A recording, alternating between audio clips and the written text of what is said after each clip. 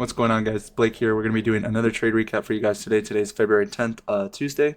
We're going to be going over how I pretty much took this win. As you guys can see, another like 6.5K day, if I'm right with that on the top of my head. But obviously, you guys see it in the title. As well, we did just finish requesting right here. It was about 11K after Top Step took its profit splits and whatnot. But nonetheless, let's go ahead and go over what I took. I did pretty much use not all my buffer, but pretty much I'd say 75% of my buffer for this trade. I will go over why I did. Um, Mainly, just to be honest, I really liked the draw higher. I liked the fact that the higher time frame was very bullish, and I just liked these draws over here. It's pretty low resistance, and like I said, we have some old fair value gaps up there. One of these days, we're gonna get that trade, but it wasn't today.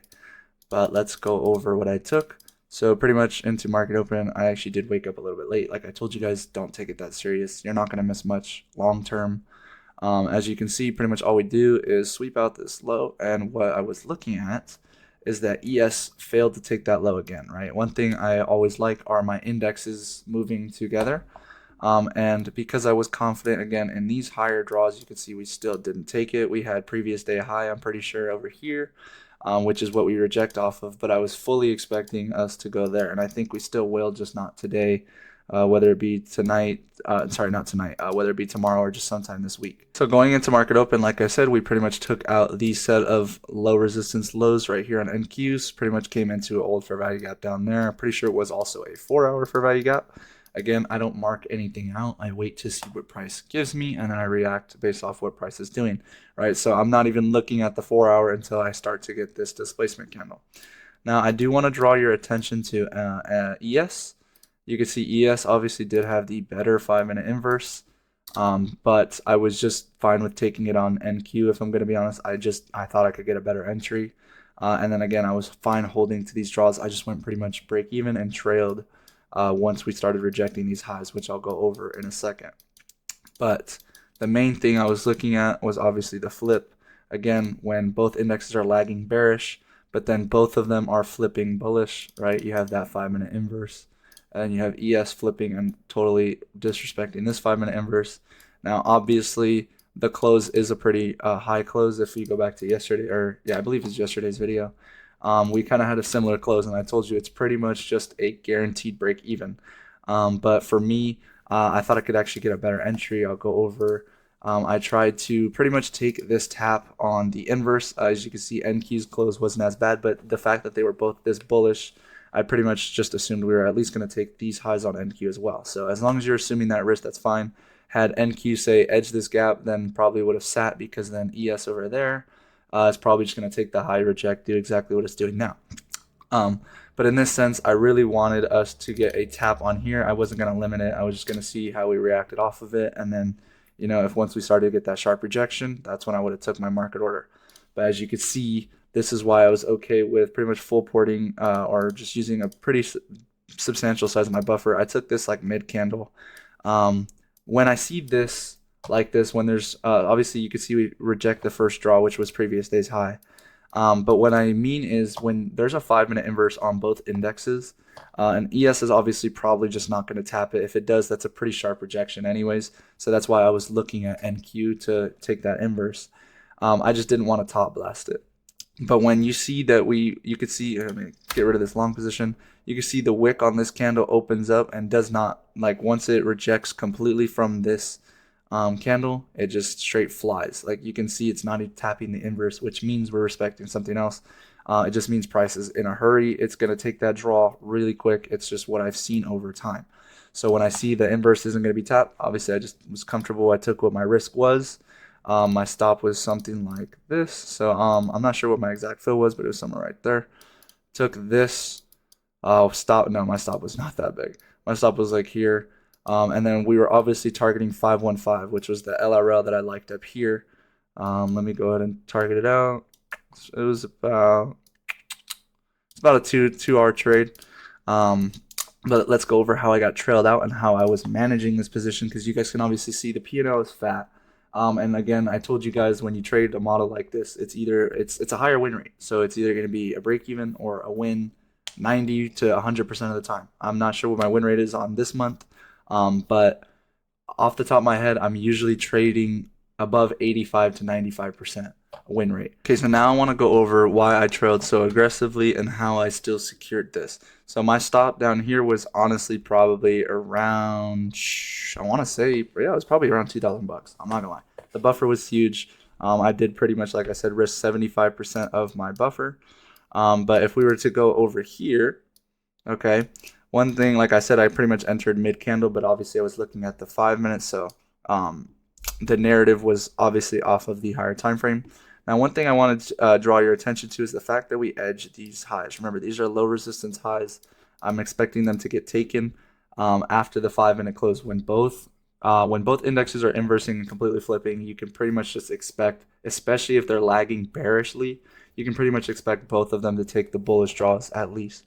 And in this case scenario, you can see we push through the LRO. We take that final draw up here, as you can see. Now, trailing wise, when you get a candle like this, just from experience, you want to call it discretion, whatever it may be, you can very clearly tell off of this candle, right? Also, like you can tell my stop is below these kinds of candles. It's because I'm not expecting price to come back down there. It shouldn't, right? The way price is moving, it just shouldn't. So when I get a candle delivering like this, if we're going to deliver all the way to 515 like I'm expecting, right, I only want to see a few things, right? We can still chop like this. Like I don't mind it slowly climbing like this. I really don't mind that. I've seen it do it before. That's why I trailed pretty much like right here. And then once I saw how ES was moving, which I'll show you right now, I'm not sure what the fuck is going on. Bro, I'm double clicking. Let me get rid of this. Thank you.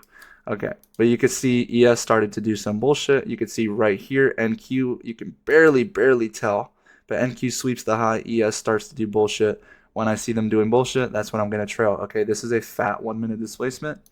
Based off my trade idea, we should not even go halfway through this. We shouldn't even go halfway through this. And if you can tell also on ES, NQ, when it goes and delivers back to this high, I know it's a small little leg, but you can tell ES taps that tiny little 1 minute. So the fact that there is an SMT there that's no longer holding or whatnot, and now it's just price is just really just kind of doing nothing, you really want to trail. So I ended up trailing my stop all the way up here, pretty much to this wick.